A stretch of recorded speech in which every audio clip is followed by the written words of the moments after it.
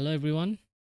আজকের এই ভিডিওতে আমি আপনাদের দেখাবো এই ধরনের সিম্পল টেক্সট অ্যানিমেশনগুলো আফটার ইফেক্টসে আমি ইউজুয়ালি কিভাবে ক্রিয়েট করে থাকি এবং এই অ্যানিমেশনগুলো ক্রিয়েট করার জন্য আমি টাইপ অ্যারে নামের একটা টুল ইউজ করে থাকি।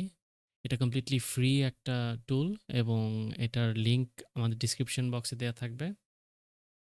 সো আপনারা চাইলে ডাউনলোড করে নিয়ে এই ভিডিওর সাথে সাথে ইউজ করতে পারেন। এই টুলটা হচ্ছে আসলে একটা প্রিসেট বেসড টুল।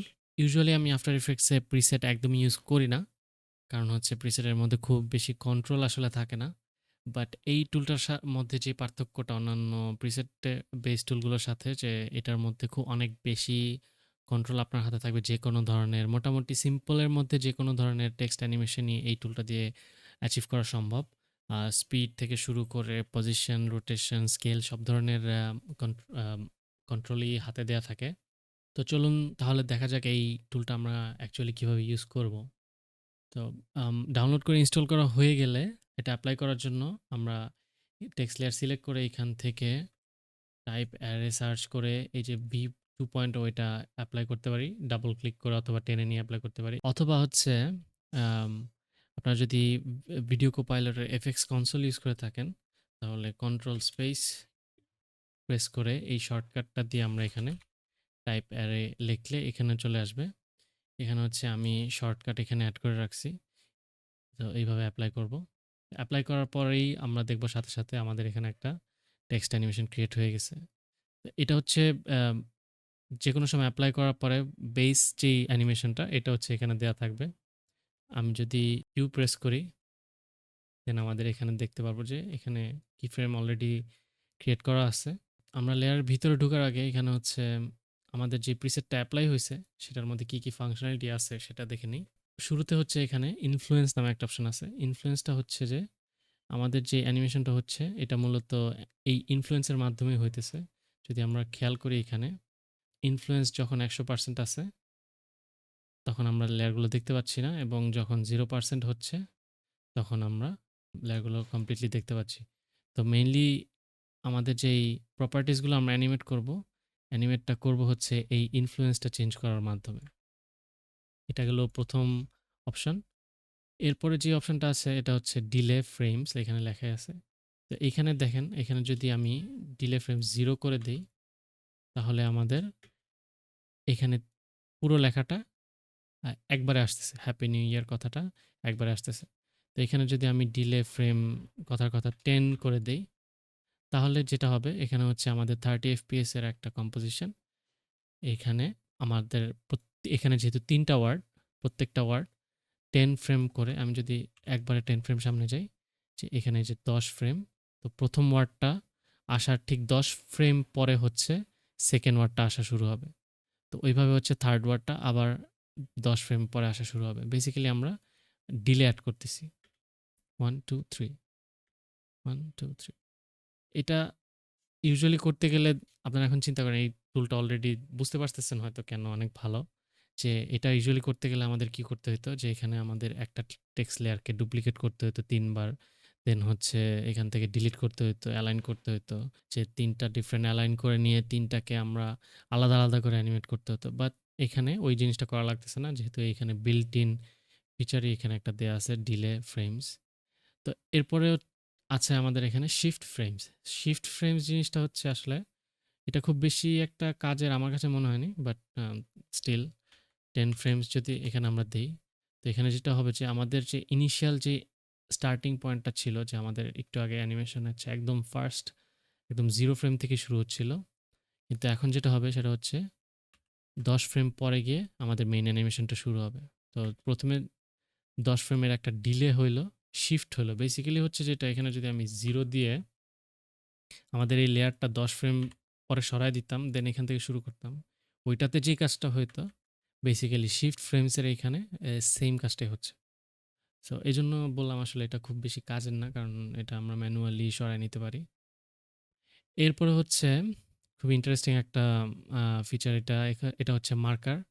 এটা খুবই কাজে আসবে যখন মিউজিকের সাথে আপনারা কোনো কিছু সিঙ্ক করতে যাবেন। এখানে যেমন আমরা এখন প্লে করলে 10 ফ্রেম পর পর এটা আসছে ডিলে হয়ে। তো আমি এটা 3 ফ্রেমস দিয়ে দেই। এরকম একটা অ্যানিমেশন হচ্ছে। কিন্তু কথার কথা আমাদের এখানে একটা মিউজিক ট্র্যাকের সাথে আমরা সিঙ্ক করব। তো ১ম এ একটা ওয়ার্ড আসবে, দেন মিউজিকের বিটের সাথে আরেকটা আসবে, দেন 3rd একটা বিটের সাথে আরেকটা ওয়ার্ড আসবে। তো এই ক্ষেত্রে আমরা যেটা করতে পারি সেটা হচ্ছে মার্কার দিয়ে অ্যানিমেট করতে পারি। মার্কারের কাজ হচ্ছে যখন আমরা ১ম মার্কারটা দিব, আমাদের টেক্সট অ্যানিমেশন ঠিক সেখান থেকে শুরু হবে। তো এখানে যদি মার্কারটা আমি এখানে না দিয়ে আমি যদি এখান থেকে দিতাম, তাহলে আমাদের অ্যানিমেশনটা শুরু হবে যখন এই আমাদের প্লে হেডটা হচ্ছে এই মার্কারটা টাচ করবে তখন থেকে।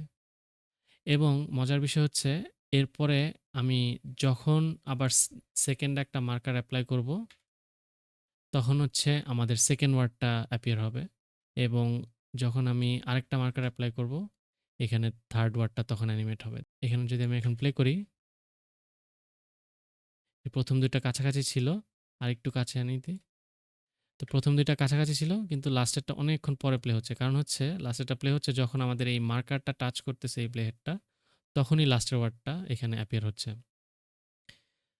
জাস্ট এই কয়টা ফিচার থাকলে আমার কাছে মনে হয় যে এই টুলটা আসলে অনেক বেশি ইউজফুল হতো। বাট এখানে আরো অনেক ফিচার আছে এই টুলের মধ্যে। আমি আস্তে সব দেখাচ্ছি। তো বেসিক্যালি এখানে মার্কারের জিনিসটা হচ্ছে যে আম এখানে মার্কারের কিবোর্ড শর্টকাটটা হচ্ছে আপনাদের যদি কিবোর্ডের বড় ধরনের বড় কিবোর্ড হয়ে থাকে তাহলে নামপ্যাডের উপরে যে অ্যাস্টারিক্স আছে, স্টারটা আছে, ওইটাতে ক্লিক করলে আসলে মার্কার এপ্লাই করা যায়। অথবা ওই কিবোর্ড না ছোট কিবোর্ড হলে সেক্ষেত্রে আপনার মার্কার এখানে গিয়ে অ্যাড মার্কার ক্লিক করলে এখানে নতুন মার্কার অ্যাড হয়ে যাবে। তো এখানে যদি আমাদের ৩ টা না থেকে ১০ টা ওয়ার্ড থাকতো তাহলে আমি যতগুলা মার্কার অ্যাড করতাম এভাবে একটা করে। তো প্রত্যেকটা ওয়ার্ড এই প্রত্যেকটা মার্কারের সাথে একটা করে অ্যাপিয়ার হতো। আমার এখানে দেখছেন হয়তো কেউ খেয়াল করলে যে মার্কার এখানে ডিফারেন্ট একটা কিবোর্ড শর্টকাট দেওয়া আছে। যদি একটু ইররিলেভেন্ট হয়ে যায় বাট আমি তাও দেখায় দিই। এখানে কিবোর্ড শর্টকাটে গিয়ে আপনারা যদি অ্যাড মার্কার লিখে সার্চ দেন, এখানে হচ্ছে শর্টকাটের আন্ডারে আপনারা এটা চেঞ্জ করে নিতে পারবেন। আমার কিবোর্ডের সাইজ একটু ছোট তাই হচ্ছে আমার ওই নামপ্যাডটা আসলে নাই। তো এইজন্য হচ্ছে 1 এপ্লাই করা।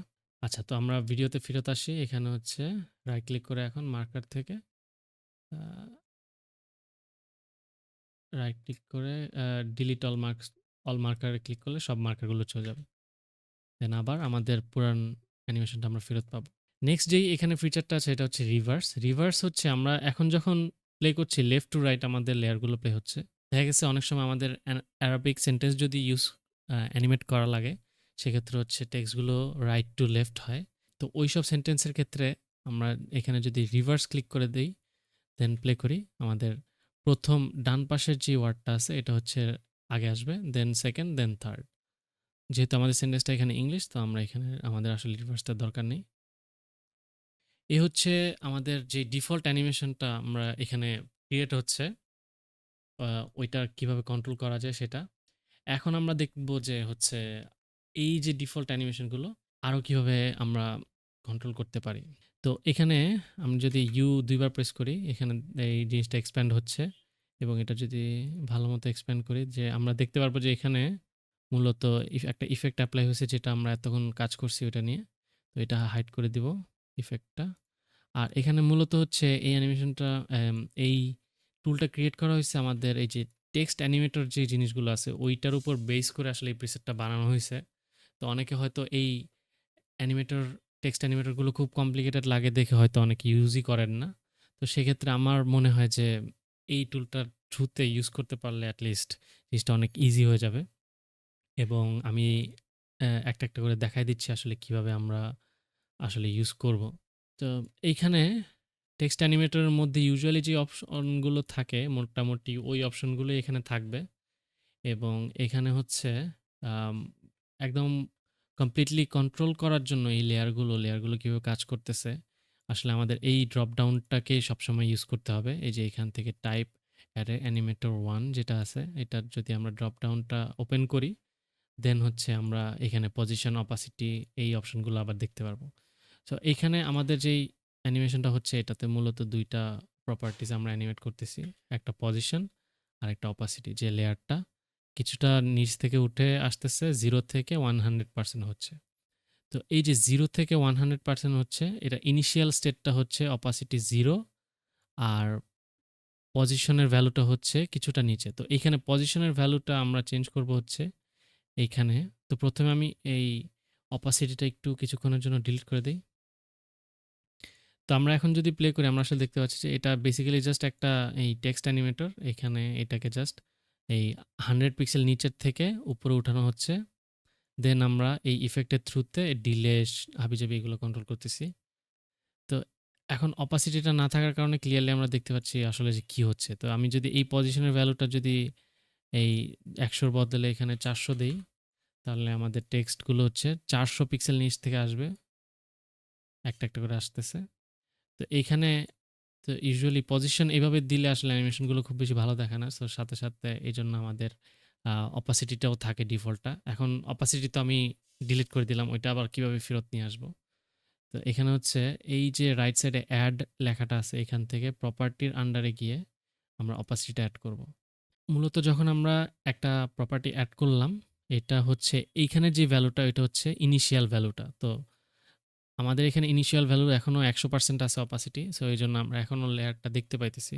তো ইনিশিয়াল ভ্যালু যদি আমি 0 করে দেই, দেন হচ্ছে আমাদের এই লেয়ারগুলো আর দেখা যাচ্ছে না। তো এটা ক্লিয়ারলি বোঝানোর জন্য আমি যদি একদম 0 না করে 25% দেই, তো আমাদের লেয়ারটা এখন যেটা হবে বেসিক্যালি, তো আমাদের এই যে পজিশনের ইনিশিয়াল ভ্যালু হচ্ছে 400 পিক্সেল ডাউন, আমাদের ফাইনাল পজিশন থেকে 400 পিক্সেল নিচে।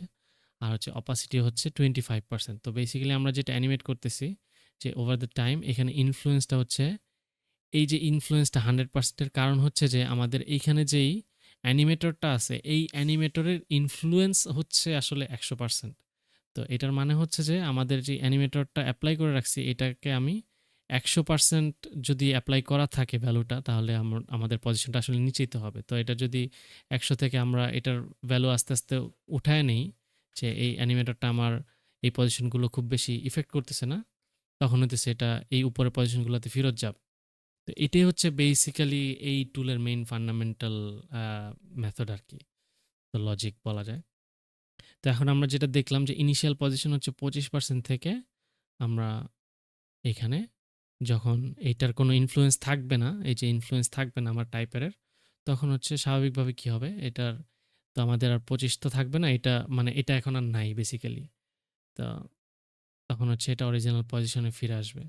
তো এইজন্য হচ্ছে এইখানে আমরা এটা এভাবে মনে রাখতে পারি যে এইখানে যে জিনিসগুলো প্রপার্টিগুলো আমরা এড করতেছি এটা হচ্ছে আমাদের টেক্সটের ইনিশিয়াল পজিশন। সো এইখানে আম এখন আমরা দেখতে পাইতেছি যে 0 থেকে 100% হচ্ছে এবং পজিশন আমাদের 400 থেকে 0 হচ্ছে।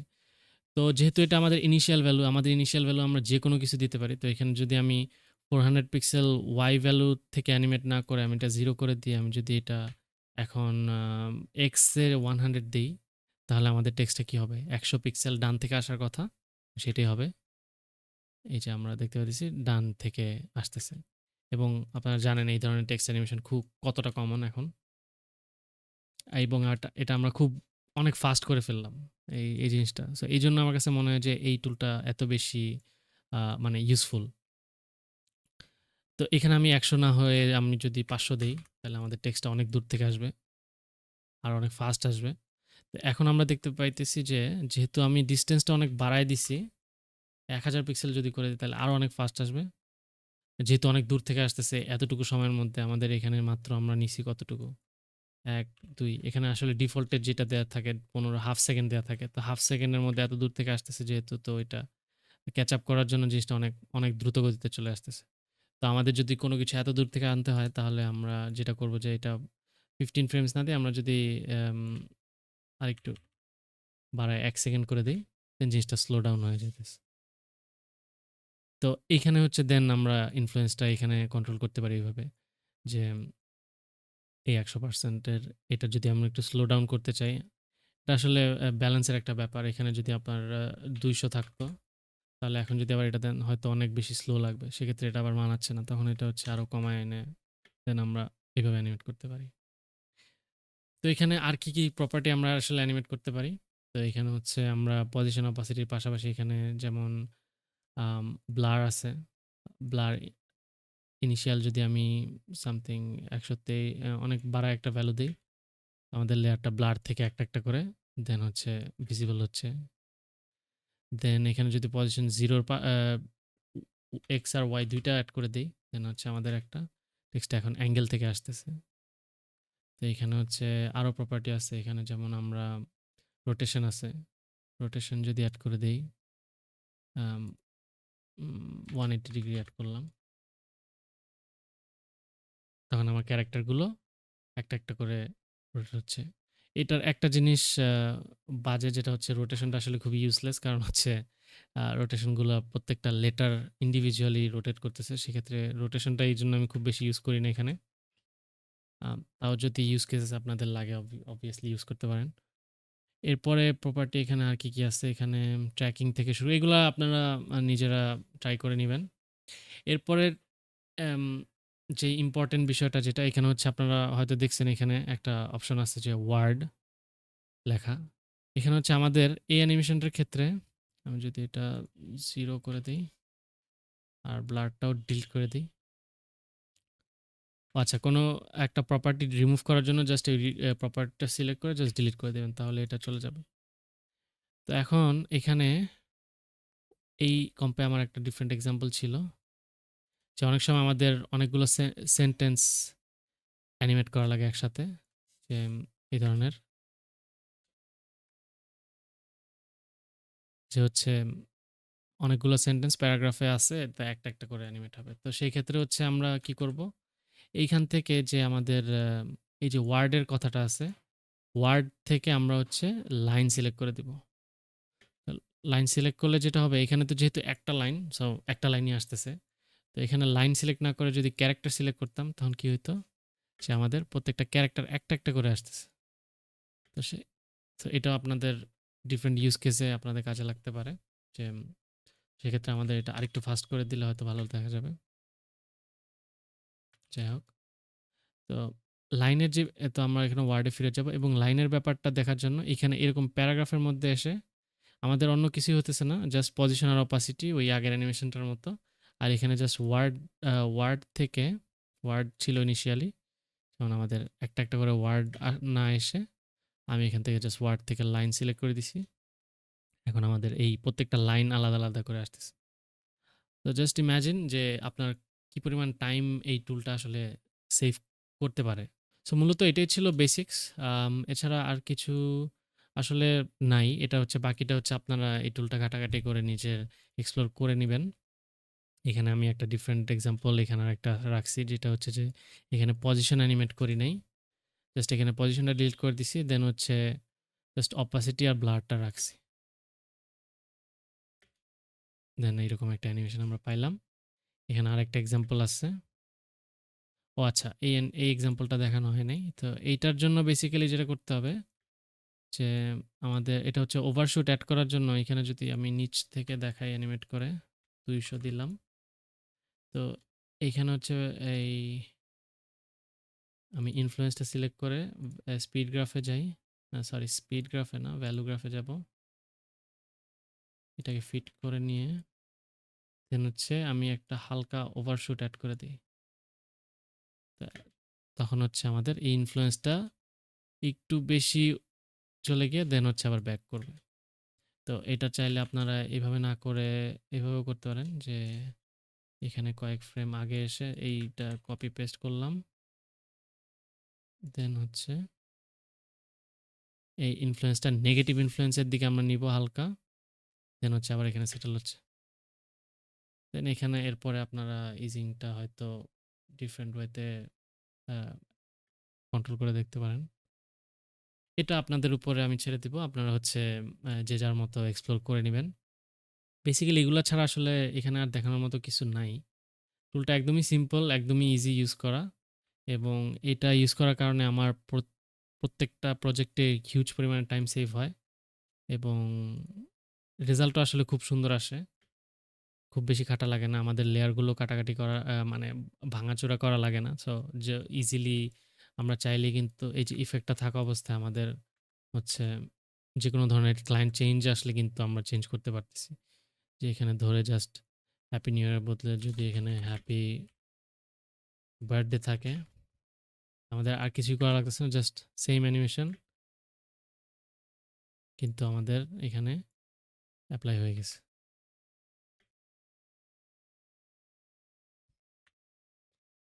তো ইভেন আরেকটা এই টুলের একটা টিপস আছে। আমি বলব যে বারবার করে সিমিলার লাইন যদি আমাদের থাকে, যে এই ধরনের একটা লাইন একটা আ বারবার হচ্ছে নতুন করে এপ্লাই না করে দেন হচ্ছে আমরা জাস্ট আ কপি পেস্ট করে একটা লেয়ার যদি নিয়ে আসি, যেমন এখানে আমাদের যেই এ এই কি বলে? এই যে এই লেয়ারটা ছিল, এটা জাস্ট কপি করে নিয়ে এসে এখানে আমি পেস্ট করে দিলাম। দেন হচ্ছে এইটাকে আমি এরপরে যা মডিফাই করা লাগে আমি করলাম আরকি। তো এখানে হচ্ছে হ্যাঁ, এই নিউ ইয়ার।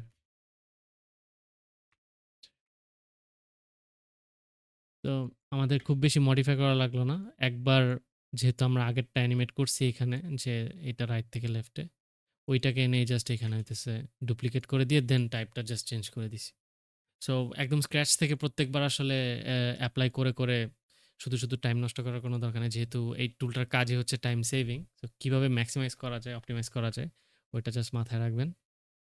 আজকে ভিডিও এখানেই শেষ। আম এই টুলটা যদি একদমই আপনার কাছে ইউজফুল মনে হয় এবং এই টুল ইউজ করে যদি কোনো কাজ করে থাকেন, তাহলে অবশ্যই ফেসবুককে বা ইনস্টাগ্রামে আমাকে ট্যাগ করতে পারেন। এবং এই টুলটা যদি আপনার টাইম সেভ করে থাকে, আপনার অন্যান্য পরিচিত মোশন ডিজাইনার বা ভিডিও এডিটরের সাথে এই টুলটা শেয়ার করতে পারেন। হোপফুলি সবাই অ্যাপ্রিশিয়েট করবে। সবাইকে ভিডিওটা দেখার জন্য অসংখ্য ধন্যবাদ। আসসালামু আলাইকুম। ভালো থাকবেন। বিদায়।